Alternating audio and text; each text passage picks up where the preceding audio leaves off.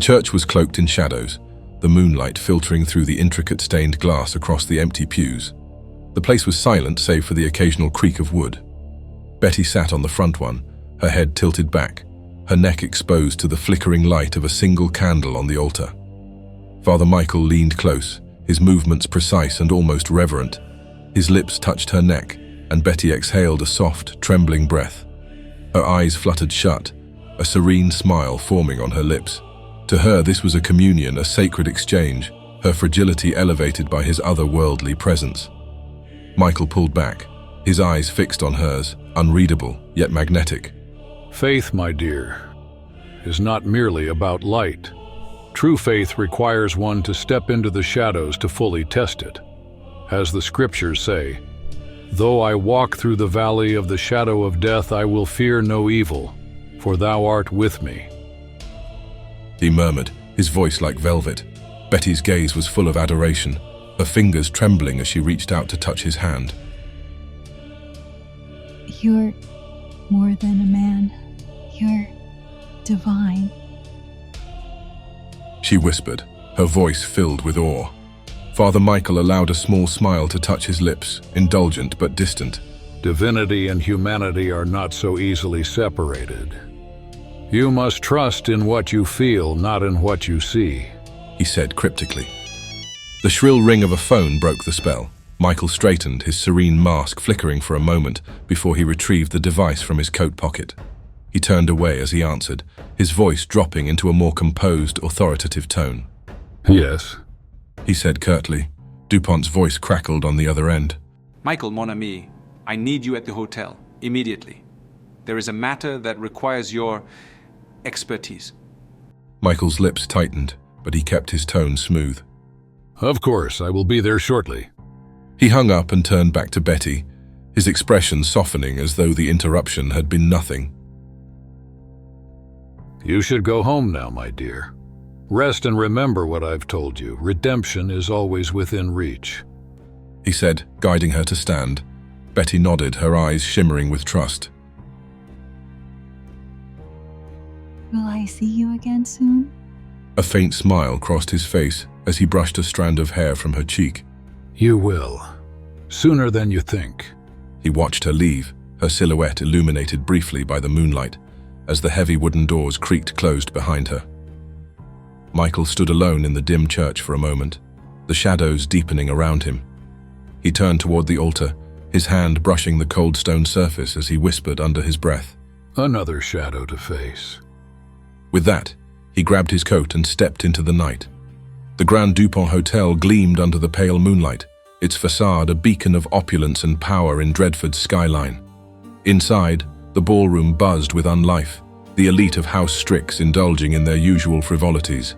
Laughter mingled with the soft clink of crystal glasses. The air was thick with the scent of expensive perfumes, whispered intrigues and blood. Father Michael navigated the crowd with practiced ease, exchanging brief nods and murmured greetings. Despite his outward composure, his mind was preoccupied with the purpose of his summons. The gilded elevator carried him to the upper floors, where the real power of House Strix resided. The doors opened to a corridor lined with portraits of past luminaries, their painted gazes watching as Michael strode toward Dupont's office. A familiar servant opened the double doors, revealing Pierre Dupont seated at an ornate desk, surrounded by a space that radiated luxury and authority. "Ah, Michael, always so punctual. One of your more admirable traits, no? Please, make yourself comfortable." Dupont said, his voice smooth as he gestured for Michael to sit. Michael inclined his head but remained standing.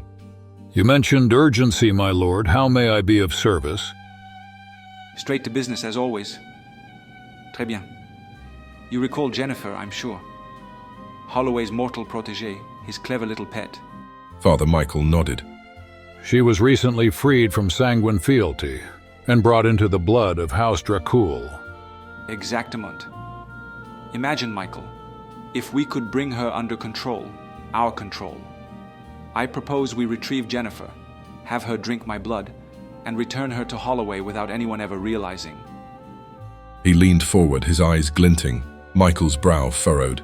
"A bold plan, my lord, but one fraught with risk. If we're discovered..." Dupont waved a hand dismissively. Risks are what separate the visionaries from the followers. Think of the leverage we'd gain. Holloway, clueless that his prized protege dances to my tune. It's too valuable an opportunity to pass up. Father Michael's lips tightened, but he maintained his calm demeanor. This will require precision and discretion. A team not directly tied to House Strix. May I suggest Agent Brooks and Julio? DuPont arched an eyebrow. Julio? One of the Midnight Fiends and an Ashkari. You surprise me, Michael. Can we trust him? Michael nodded. Julio has reasons to cooperate. Guaranteeing a vote for Christina's rights to blood and her acceptance into the court should suffice. DuPont chuckled, a low, calculated sound. Clever. Christina's return isn't guaranteed, so perhaps we can promise a payment we might not have to deliver. But let's not be too generous. I see no reason to offer more than necessary. Promise the vote of House Strix, but leave House Leviathan out of it. If Julio wants their support, he can owe me another favor. Michael inclined his head. Of course. DuPont patted Michael on the shoulder. Very well. Proceed, Michael. Assemble your team and make this happen. But remember, failure is not an option. He said, his tone softening into something far more dangerous. Michael gave a faint smile. When have I ever disappointed you, my lord? DuPont's smile widened, but his eyes remained cold. Jamais, mon ami. I'm sure it stays that way. With that, Michael turned and left, his mind already calculating the steps ahead. The gym echoed with the rhythmic thuds of fists against a heavy bag. Brooks moved like a machine, his punches precise, each strike harder than the last. His vampiric strength was evident as the chains holding the bag groaned under the pressure. His thoughts churned in rhythm with his movements, memories of his family and his rage against DuPont fueling every hit. He shifted to shadow boxing, the air hissing with the speed of his movements. For a moment he lost himself in the repetitive motions, the physicality grounding his otherwise spiraling emotions. The octagon was his sanctuary now, a place to channel the helplessness he often felt since becoming a vampire. The sound of slow, deliberate footsteps broke his focus. Brooks turned sharply, fists still raised. Father Michael stood in the doorway, his silhouette framed by the dim light from the hallway. Intense as always, Agent Brooks. Though I wonder, are you fighting ghosts or something more tangible? Michael said, stepping inside. His voice was smooth, almost disarming. Brooks scowled, lowering his hands. What do you want, priest? I've come with an opportunity. Something that could shift the balance of power, something that could benefit you. Brooks folded his arms, skeptical. I'm not interested in helping you or DuPont tighten your grips on this city. Michael chuckled softly, shaking his head. You misunderstand me. This isn't about DuPont or me. This is about you, Agent Brooks, about putting you in a position where you're no longer just a pawn on his board. Brooks narrowed his eyes. What kind of position? Jennifer, Holloway's protege, is at the center of this. DuPont wants to use her, place her under sanguine fealty, and bring her back as a hidden asset against Holloway. It's a bold plan, but one that could be manipulated. Manipulated? How? By you, of course. You have a chance to prove yourself and to show that you're more than just a tool for DuPont's games. Help me with this, and it might just put you in a place where you can start to turn the tables. And what's in it for you? Let's just say, I've got my own reasons to want things to change. I want to help my son to also be free of him. And if I refuse? You won't. Brooks exhaled sharply, glancing at the heavy bag. His knuckles itched to hit something, but he could already see the writing on the wall. Refusal wasn't an option. Michael's words stirred something in him, the whisper of revenge. What do you need me to do? Later that night, in a discreet neighborhood, the door creaked open to reveal Julio, his tall frame silhouetted against the dim light spilling from the room behind him. He eyed Michael and Brooks carefully before stepping aside to let them in. Come in. We don't have all night, he said, his voice tinged with impatience. Inside, the room was sparse but functional, with a table cluttered with notes, books, and a strange alchemical apparatus.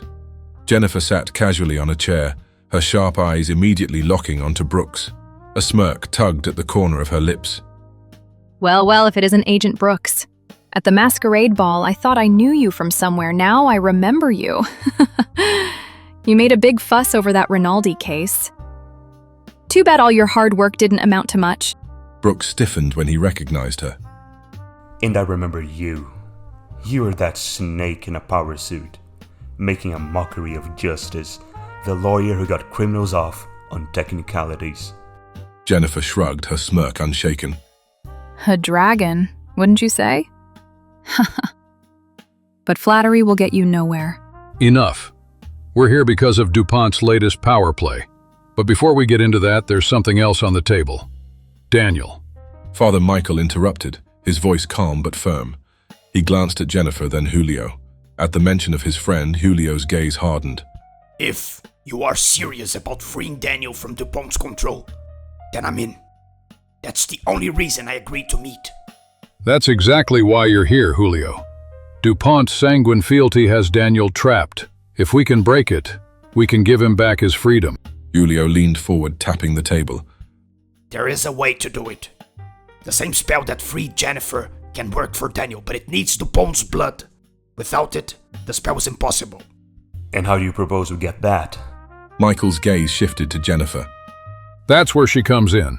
DuPont will add his blood to the drink he gives her. We need to make sure she doesn't ingest it and that we retrieve it instead. Jennifer leaned back, folding her arms. Bold of you to assume I'm just going to let you use me as bait. What's in it for me, aside from becoming a pawn in your little rebellion? Father Michael offered her a thin smile. A pawn, Jennifer? Please, I am doing you a favor. A huge one at that. And you'd better be ready to pay it back. Jennifer's eyes widened at the reversal, but before she could respond, Father Michael continued. Let me make things clear for you. Not only am I helping you to avoid the same fate as my son by offering this information for free, but I am also extending, as a courtesy, the opportunity for you to prove yourself to your sire. To strike against a rival house and your sire's greatest opponent. Imagine you're standing with your sire if our little gambit pays off. Her lips curled in revulsion, but as a lawyer, Jennifer could not resist a good argument. I will be sure to repay this favor. The priest smiled with satisfaction. Brooks crossed his arms, his tone skeptical. This is all well and good, but what's your real angle here, priest? Michael's expression was one of betrayal, a rare glimmer of sincerity breaking through. Daniel is my child, Mr. Brooks. That's my angle. Be sure that having him under sanguine fealty was a plan put in motion without my knowledge and specially without my authorization. Julio nodded, his resolve clear. Then let's focus on the plan.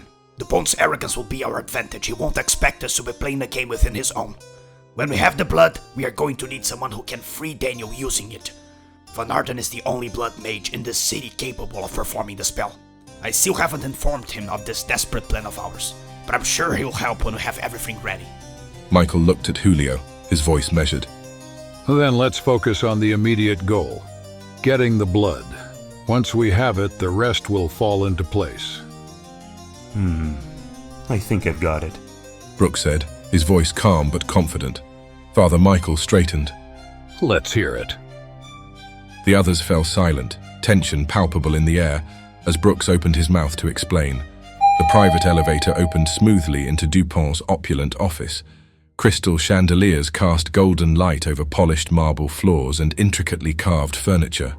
The room exuded DuPont's self-indulgence, with grand portraits of himself and House Strix's insignias prominently displayed. Jennifer, hooded and cloaked, stood with her hands bound in front of her as Brooks led her by the arm. Julio followed, his cane tapping rhythmically, while Michael entered last, his presence calm but watchful. Ah, voila, my dear Michael, you have delivered as promised. I trust no one saw you? Not a soul. We used the private entrance as instructed. DuPont strode toward Jennifer, his sharp eyes appraising her. And Holloway's darling brought to me. Magnifique. Let us not delay. He gestured for Jennifer to sit, and Brooks guided her to a chair. DuPont moved to a small bar cart in the corner of the room, where an ornate glass decanter stood alongside a selection of crystal goblets. With an elegant motion, he poured a generous measure of blood into a goblet. His wrist flicked slightly, allowing a stream of his own blood to fall into the goblet unnoticed and mingle with the contents. Julio strolled idly around the room, his cane tapping against the floor. He paused by a marble bust of DuPont, a grotesquely idealized likeness that seemed to radiate the Duke's inflated ego. A fine piece truly captures the grandeur, doesn't it? Julio remarked, running his hand along the pedestal. DuPont turned, glass in hand, and arched an eyebrow. It is one of my favorites, a masterpiece. The genius behind it is one of the greatest artists in the Nosferatu world. Indeed. Julio smirked. With practiced ease, DuPont handed the glass to Jennifer. Drink, ma chérie. You will find it enlightening. Jennifer accepted the glass.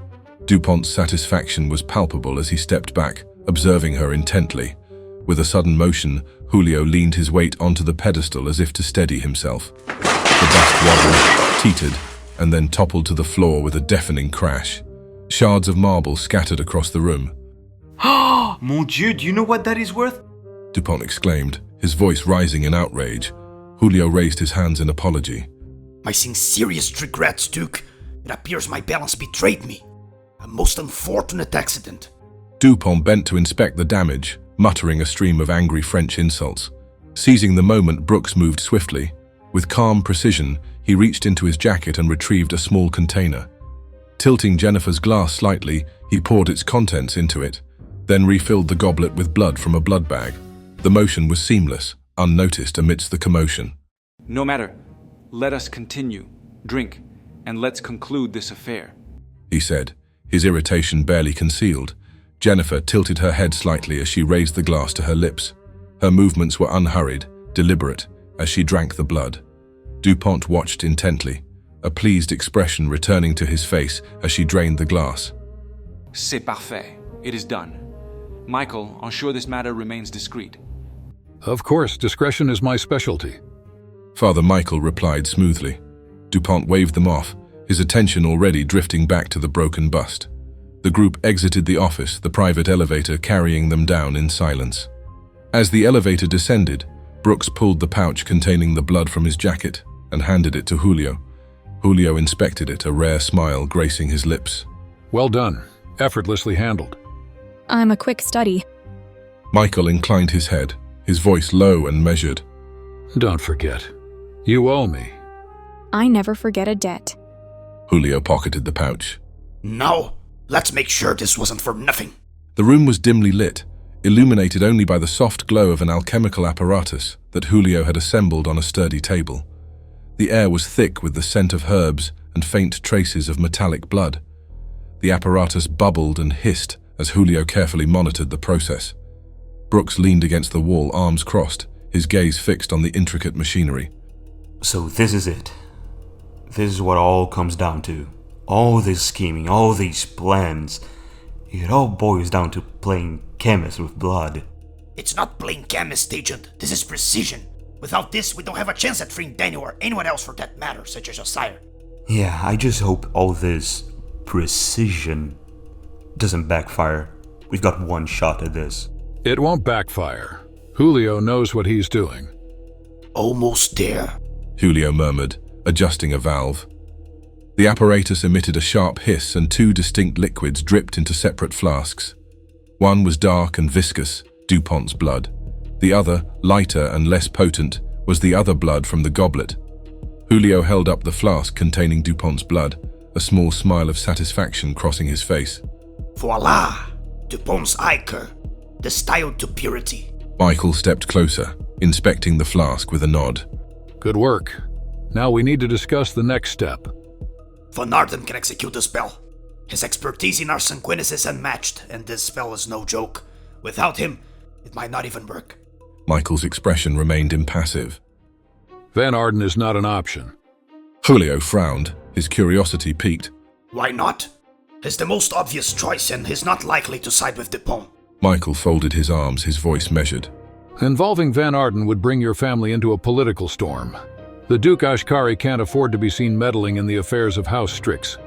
It would create a mess none of us want. Then who? There isn't another blood mage in the city capable of pulling this off. Father Michael's tone turned sharper, though his expression remained calm. That's not your concern. What matters is that I have an alternative, one that will ensure Daniel's fealty is broken. Julio pressed, his curiosity sharpening. An alternative? If not Von Arden, then who? Do you want this done or not? Michael met Julio's gaze, his voice unyielding. Fine, as long as it works. It will work, and Daniel will be free. Jennifer watched the exchange with a small, knowing smile. Interesting company you keep, Father Michael. Let's hope your alternative doesn't come with strings. On the contrary, to untie a knot is to pull the right ones. With that, he turned toward the door, the flask of DuPont's blood glinting in his hand, leaving the group to ponder what lay ahead. The moon hung low over the forest, its silver light casting long shadows over the dense, looming trees. Daniel Reed approached the edge of the woods, his silhouette sharp against the pale glow, leaving his car behind. Father Michael stood waiting, his form outlined in the dim light, his expression calm and composed. Daniel slowed as he neared, his usual guarded demeanor tempered by curiosity. What's this about, Michael? The priest stepped forward, his hands clasped behind his back. Daniel, you've carried a burden you never asked for. Sanguine fealty to DuPont, a leash you didn't deserve. But there's a way to break it. I've worked with Julio, among other Nosferatu, to give you that chance. Daniel's eyes narrowed slightly, suspicion flickering. You're telling me I can be free of him? Why now? Michael placed a hand on Daniel's shoulder, his grip firm but not forceful. Because it's time, son. Freedom is your right, even in our world. Daniel studied him for a long moment, his face a mix of disbelief and gratitude. I don't know what to say. Thank you. And Julio, I owe him too, as well as anyone else who helped. Michael allowed himself a faint smile. He reached into his pocket and retrieved a small vial of dark red liquid. This is DuPont's blood. You'll need it for the spell. Daniel accepted the vial, holding it up to the moonlight. The liquid inside glimmered faintly, its significance weighing heavy in his hand. What do I do with this? Michael gestured toward the dark expanse of trees. Deep within this forest you'll find a woman, a witch of sorts. She was the one who freed me from DuPont's chains long ago. She'll do the same for you. Follow the path and she'll find you. Daniel's brow furrowed, but he nodded, his resolve hardening. All right. If this works, Michael, I won't forget it. Father Michael stepped back, his hands once again clasped behind his back. As Daniel turned toward the forest, Michael watched him go. The faintest flicker of a smile crossed his lips as his hand brushed his pocket, where another small vial of DuPont's blood rested. The moonlight gleamed faintly in his eyes as he murmured to himself, Freedom always comes at a cost that must be paid in blood. The forest grew darker as Daniel ventured deeper, each step muffled by the thick underbrush. The towering trees seemed to close in around him, their twisted branches reaching out like skeletal fingers. A faint, almost imperceptible hum filled the air, carrying with it a sense of unease that gnawed at the edges of his resolve. He emerged into a clearing bathed in an eerie red glow. In its center stood a crude, altar-like table, surrounded by strange instruments, metal implements engraved with cryptic symbols and jars of unknown substances. A circle of runes etched into the ground pulsed faintly, as though alive. Daniel scanned the clearing, his heart pounding. Hello? He called, his voice carrying an edge of wariness. There was no response, only the distant rustle of leaves. He approached the altar cautiously, examining the tools and symbols. The hairs on the back of his neck stood on end. Suddenly, he sensed a presence behind him. Spinning around, he froze. The witch stood there, motionless and silent, as though she had always been there. Her pale skin contrasted sharply with the blood-red hues of her attire, and her face seemed shrouded in an unearthly shadow that made it impossible to focus on her features. Her eyes, however, glinted faintly, carrying an ancient, unreadable depth. Daniel stepped back instinctively, clutching the vial of blood in his hand. You must be her. Michael sent me. The witch did not respond. Instead, she raised a hand and pointed to the altar. Her movements were slow but deliberate, commanding without a word. Daniel hesitated, then approached the table and placed the vial down. Why are you helping me? What's in it for you? The witch tilted her head slightly, as if considering his question. A man of principles, Mr. Reed, deserves freedom from his chains, to face fate by choices of his own, she said, her voice low, carrying the weight of centuries. Daniel swallowed, nodding in awe of her supernatural presence. Though he didn't fully understand her words, she gestured for him to lie down on the altar, and after a moment's hesitation, he complied, The ritual began. The witch picked up the vial and a slender dagger inscribed with ancient runes. She murmured in a language Daniel couldn't comprehend, her voice rising and falling in a haunting melody. She opened the vial and allowed a single drop of blood to fall onto the dagger's blade, which glowed faintly as the blood touched it. As she worked, Daniel felt an intense heat radiating from the runes surrounding the altar. His vision blurred and a sharp, searing pain shot through his body, unlike anything he had ever experienced. His muscles locked and his mind swirled with chaotic images, shadows writhing, flames consuming an unseen figure, and fleeting memories of his mortal life. He cried out, but the witch didn't falter. Her chanting grew louder, her gestures more frantic, as though pulling something unseen from his very being while she stabbed him multiple times. The pain reached its peak, and Daniel's world went dark. Daniel stirred, his body heavy and aching as he came back to consciousness. The clearing around him was eerily silent, the runes now dull and lifeless.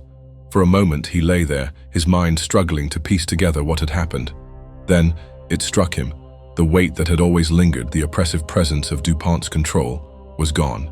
It was as though a shackle had been broken, leaving him free but raw. He pushed himself to sit up, every muscle in his dead body protesting. His fingers brushed over the altar's rough surface as he steadied himself, the chill of the stone grounding him. The vial was gone, as were the strange instruments. Of the witch, there was no trace. She had vanished as suddenly and inexplicably as she had appeared. Taking a deep, ragged sigh, Daniel rose to his feet. Pain shot through his side, and his legs felt unsteady beneath him. He scanned the clearing one last time, hoping for some sign of the witch, but there was nothing. Only the memory of her cryptic words lingered. He deserved to face his fate by his own choices. What fate, he didn't know, but for now, he was free to meet it on his own terms.